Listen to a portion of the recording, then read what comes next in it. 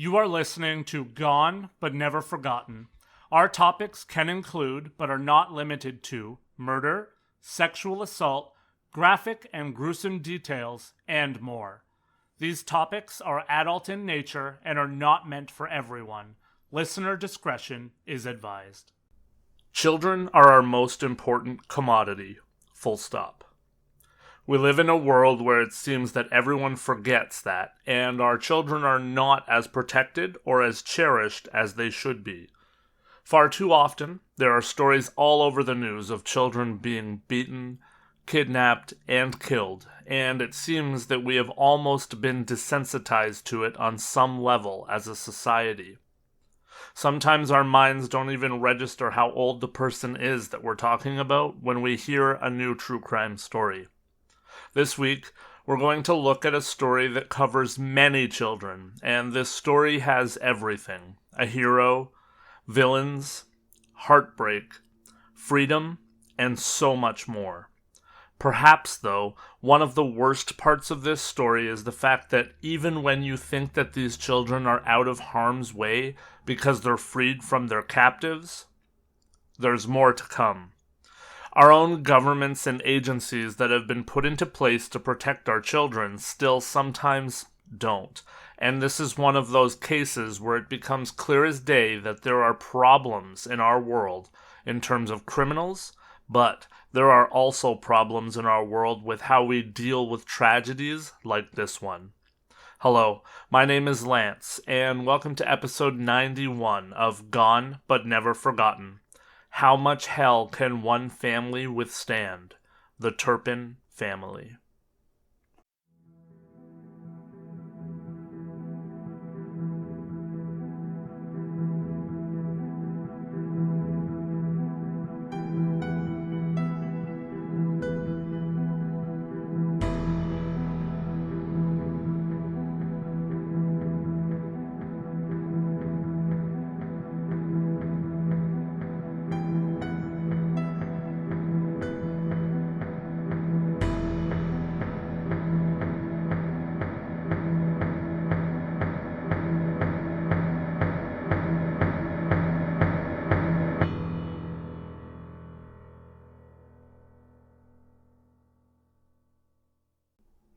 On January 14th of 2018, after a lot of planning and thought on how to escape an incredibly awful situation, two girls would leave a house through a window in Paris, California.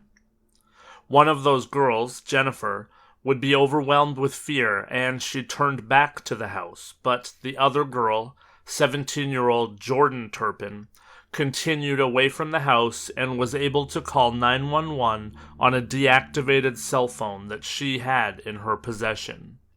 I am going to play a quick snippet of the call here, courtesy of ABC, so you can get a feel for the circumstances. 911 emergency, what are you reporting? Hello. This is 911, do you have an emergency? I just went away from home because I live in a family of 15, okay? Can you hear me? And we have abusing parents. Did you hear that? Okay, how did they abuse you? Okay. They hit us, they throw us across the room. They pull our hair, they yank out our hair. I have my two little sisters right now are chained up. Okay, how old are you? I'm 17. What's your name? Jordan Turpin. A second dispatcher picks up. Hello? Oh, yes, I'm still here. I was actually on the road because I didn't even know about the sidewalk. You're supposed to be on the sidewalk, but I never been out there. What's your address? Okay, you gotta give me a minute. It's gonna take a while. I've never been out. I don't go out much, so I don't know anything about the streets or anything. Does anybody at the house take any kind of medication? Oh, I don't know what medication is. Jordan would tell the 911 operator that their parents abused them, that the house was filthy and smelled so bad that sometimes it was hard to breathe. and, as you heard, she stated that 2 of her sisters were chained to the beds, and she would later add that she also had a brother who was chained to the bed. It took approximately 15 minutes for a deputy to arrive on the scene after Jordan's cell phone was traced because she did not know her address. Deputy Anthony Colaci was the first deputy that arrived on the scene. He was nearing the end of his shift, and he assumed that, like most runaway calls that he received, he would return the child home and be done for the night. He had no idea what he was arriving on the scene of. Deputy Colaci started to ask Jordan some questions about the abuse and what was happening inside of the home. He asked Jordan if she had any proof of what was happening, and she said that she did. She pulled the out-of-service cell phone that she had dialed 911 on, and she showed him a photo of one of her sisters chained to a bed. At that point, the reality was starting to set in that this was not going to be a routine call. Deputy Colaci told Jordan not to delete those photos under any circumstances. About an hour and a half after the 911 call was initiated, it was determined that the police were going to attend to the home under the guise of a welfare check. The officers knocked on the door for over 2 minutes before a man and a woman came to the door. The Riverside County Sheriff's Department said that they had received a call requesting a welfare check. The woman asked who would call in a welfare check, but the officers were able to demand to search the premises because there was a concern regarding a child. Therefore, they did not need a warrant. Both the man and the woman appeared exhausted when they came to the door, and they were breathing heavily. It was very evident that a lot of rushing around had gone on when the police arrived at their home and before the door was opened. Once inside, it didn't take long for all of the officers to realize the gravity of the situation that they had been alerted to by Jordan. Immediately upon entering the house, officers smelled the distinct smell of human excrement, and they also smelled the raw smell of rotting garbage. Dead animals, moldy food, and garbage was strewn quite literally everywhere within the house. As the officers pushed further into the home, there was nothing that could have prepared them for what they encountered. They started to come across the other 12 children who were in the house. One of the children had been shackled to the bed for weeks without being allowed loose. Police also believed that 2 of the girls had been unshackled upon their arrival, and they obviously corroborated Jordan's story by seeing the marks on their arms. The children were all bruised, frail-looking, and they were covered in dirt seemingly from head to toe. Upon meeting the children, officers believed that all of the people in the home were under the age of 18, when in fact, 7 of the children were actually over the age of 18. The adult children were so malnourished that they appeared to be underaged. Officers would also find a plethora of journals that had been written by the children that relayed what was happening to them inside of the house. The one thing that officers were searching for and asking for the kids' help with was finding the chains that were used to chain the children to the bed. They could see the bruising, and they had seen the photos that Jordan had shown. They needed the chains. When they found the chains, around the same time was when other officers in the home realized that there was a bedroom that they had not yet seen. Inside of that room was the brother that Jordan had mentioned was also chained to the bed. David and Louise had not had time to get the chains off of him before the officers were in the house. David and Louise Turpin were the parents of the children that were found in that home, and the 2 people that answered the door more than 2 minutes after officers started to knock.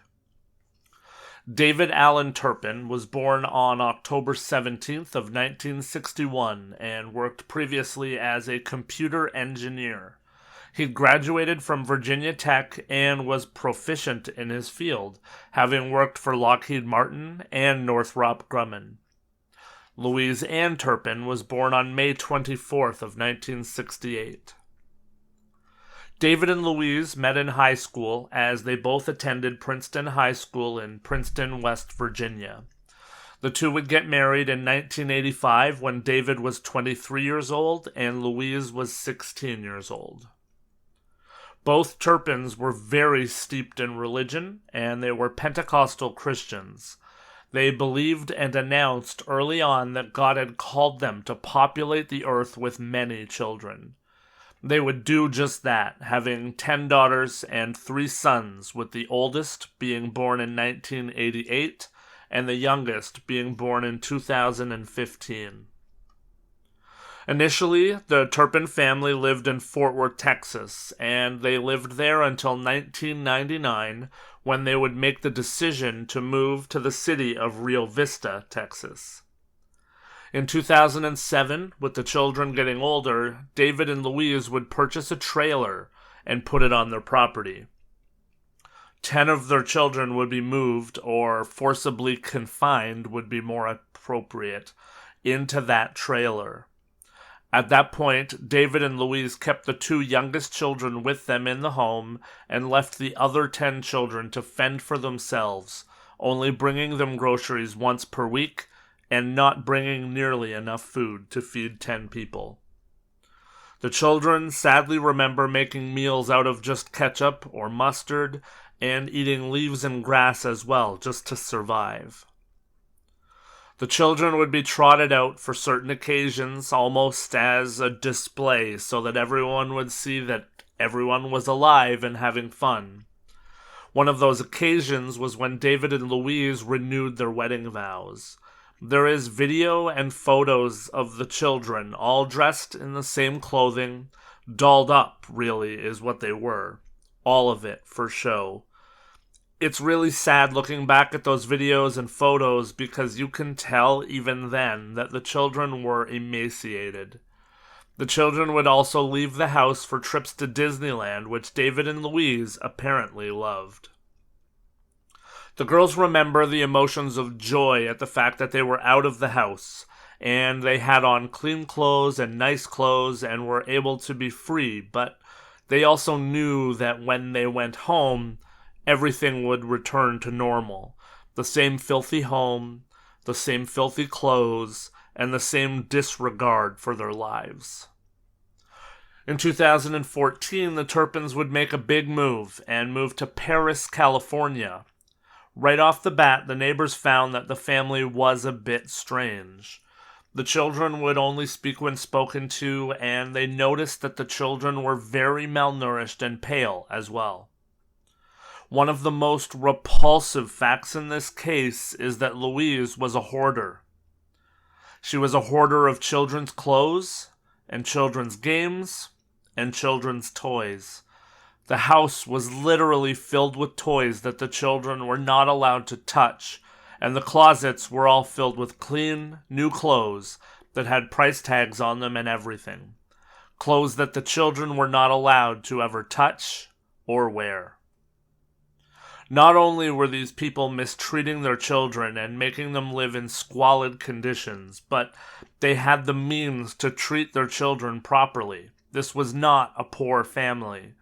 They literally had everything that their children could need to have a happy life, but they chose to make those children live in a living hell for their entire lives. Eventually, David had to file for bankruptcy, and the family did cut back on what the children had even more. The children started to be fed only bread and peanut butter while David and Louise were eating takeout, fast food, and normal meals. The family was planning to make another move, and that was what caused Jordan to jump into action. She knew that her parents were planning a move to Oklahoma, and she knew that she needed to call the police in some way before the family was moved again. She overheard Louise saying that they were all moving to Oklahoma and everyone was going to be chained all the time when they got there. Jordan's escape was truly a now or never attempt to save her and her siblings. When officers finally had a full grasp on what they were dealing with, they were stunned and absolutely overwhelmed. All 13 of the children were transported to the hospital to be checked on. They all were wasting away because of starvation, and their muscles were atrophied from the lack of activity and from being chained to the beds. The children all seemed to have been severely damaged as well from emotional and physical abuse, but also from solitude and isolation. These poor people had absolutely gone through hell, and now that they were free, they had no idea how to act around people. Of course, David and Louise were arrested and charged. They would be charged with 12 counts of torture, 12 counts of false imprisonment, 7 counts of abuse of a dependent adult, and 6 counts of child abuse. David also received an additional charge for a lewd act on a child under the age of 14. The two were held in lieu of bail being posted. Louise's bail was set at $9 million, and David's bail was set at $12 million. Louise's lawyer immediately tried to file for her case to be thrown out because he said that she suffered from histrionic personality disorder. HPD is a mental health condition that is marked by unstable emotions, a distorted self-image, and an overwhelming desire to be noticed. They said that if medicated, she could return to her family, and Louise even stated in court that when she got her family back together, she would ensure that there were no chains this time. Those were words that she said. I guess that everything else that happened to those poor children of hers was all right, as long as the chains were gone. Sometimes I don't like people very much. Is that a common sentiment, or am I alone here? It also did come out from Louise's family that she was sexually assaulted from a very young age, and that likely played a part in who she became and the things that she had done. The judge would throw that plea of mental illness out, and he said that regardless of her mental health, Louise posed a risk to the public if she was not in custody. It would be discovered that the pain and the torture that these two monsters doled out on their own children was very extensive. For years, David and Louise had imprisoned and beaten their children. They had also choked their children numerous times. The children were each only allowed to eat 1 meal a day, and they were only allowed to bathe once per year. 29-year-old Jennifer weighed only 82 pounds, or 37 kilograms, at the time of their rescue. The 12-year-old child's arm circumference was measured to only be equal to that of a 4.5-month-old baby. Most of the children seemed to lack any knowledge of the outside world or what was beyond their walls. The children also had very limited vocabulary. As seen in the 911 call, Jordan didn't know what medication was, nor did most of the children understand what was happening when the police arrived on the scene, or, for that matter, even what a police officer was. Realizing there really was no case to be had here in any form of defense, the initial pleas that David and Louise had entered of not guilty were changed with a plea deal. On February 22nd of 2019, David and Louise would change their pleas to guilty to 1 count of torture, 3 counts of willful child cruelty, 4 counts of false imprisonment, and 6 counts of cruelty to an adult dependent. Both of them were sentenced then to life in prison, with the possibility of parole only after 25 years has been served. That would mean that both would be up for parole around 2043, making David 82 years old and Louise 75 years old. Many experts believe that because of the absolute carelessness towards human life, neither David nor Louise will ever be given parole. But that is easy to say now, of course. Stranger things have certainly happened. We all know it. David now is imprisoned at the California State Prison in Corcoran, and Louise is imprisoned at the Central California Women's Facility. Unfortunately, the stories and the heartbreaks for this family really did not come to an end here, though. The first thing that happened was the hospital staff all worked diligently to rehydrate all 13 of these siblings and adjust their stomachs to things like real food. Diane Sawyer on ABC's 2020 did an episode entitled Escape from a House of Horror, and they did an incredible piece covering the awful things that continue to go on in the lives of these 13 Turpin siblings. 3 years after they had received their freedom from David and Louise, they hoped and expected to find stories of love, triumph, and joy. They were not prepared for what they started to uncover. Even the district attorney in California himself started to speak out on the case because he says that he is absolutely appalled that one of the worst cases of abuse in Californian history went down in this case, and all of the people who were supposed to be in the corner of these 13 children have failed them on so many levels. ABC would start to unravel a horrible mess. They found out that when the children entered the system, things were not good. Some of the children wound up being homeless at times, couch surfing at times, attending churches for free meals because they could not manage money because nobody took the time to teach them how to do that.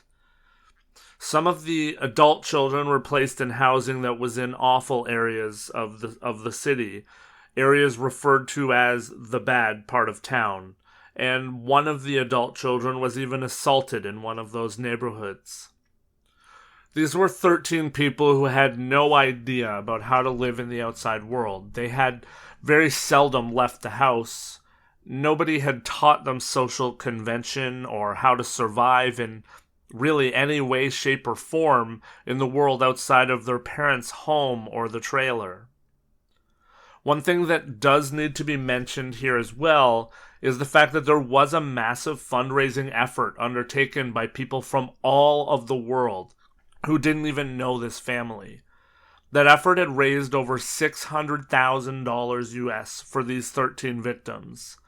The money was put into a government trust fund and done in such a way that there is no access to the public to see how much of the money has been spent and what the money is being spent on. The oldest brother said that he and his siblings have reached out in the past to the public guardian, Vanessa Espinoza, that was put in charge of their trust.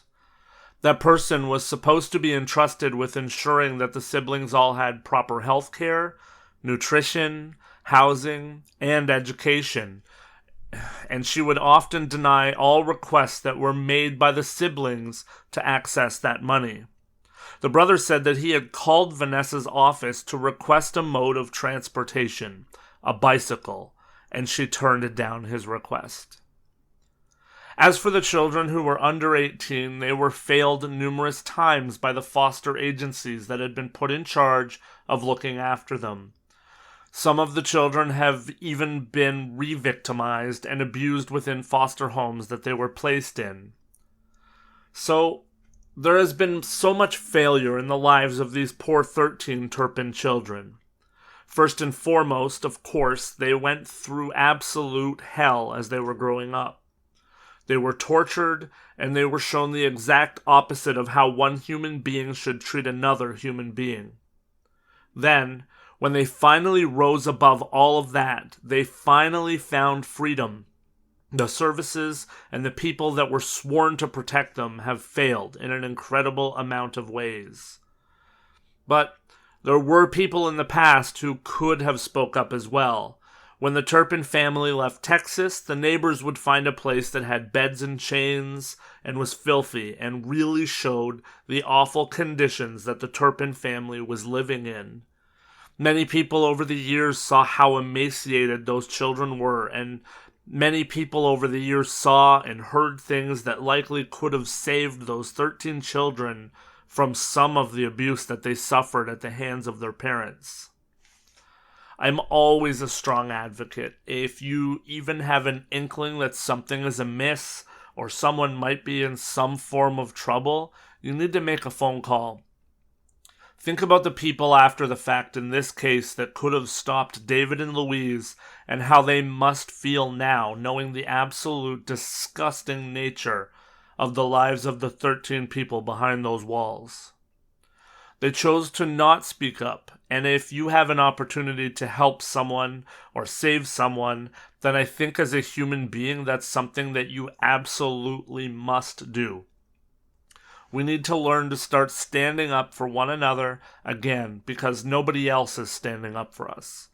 People are suffering like these 13 children and adults were suffering every day. This could be happening in your city, and these people chose to simply, quote, mind their own business rather than act. It's appalling to me that for all of those years the family was registered at a school as well. The home school that the family had registered listed David as the principal and Louise as the teacher. Barely anyone ever saw these children, and nobody ever stepped in from the school system to look into this home school and pay any attention to what might be happening to these children that they did know existed. As of the last that I can find, Jennifer is training to become a manager of a restaurant, and her true desire in life is to be a Christian pop artist. Jordan has actually become a very popular influencer and a TikTok star. She managed to graduate high school in just 1 year and had started to take some college courses. The other siblings in the case obviously are protected because of age and different things, so those are really the only two that we can find a full update on. At the end of the 2020 episode, Jennifer said something that I found to be incredibly moving. She said that her real dream in life was for people to hear the Turpin name and see success. She wants people to see 13 children that overcame everything and showed strength and determination in spite of incredible odds. She doesn't want people to dwell on the atrocities that happened to the family. She wants them all to succeed so that people know the Turpin name for other reasons. Something that we need to remember is that yes, the world around us seems to be falling apart on most days, but we also need to remember that we need to be like the Turpin siblings. We need to wake up each day and make the most of whatever we have, because things can always be worse, and we do take a lot of things for granted around us. Thank you for listening to Gone But Never Forgotten, and thank you for being a goner. I appreciate all of you so much. Please come back for the next episode, and in the meantime, remember to be thankful for what you have in your life, and most of all, be better.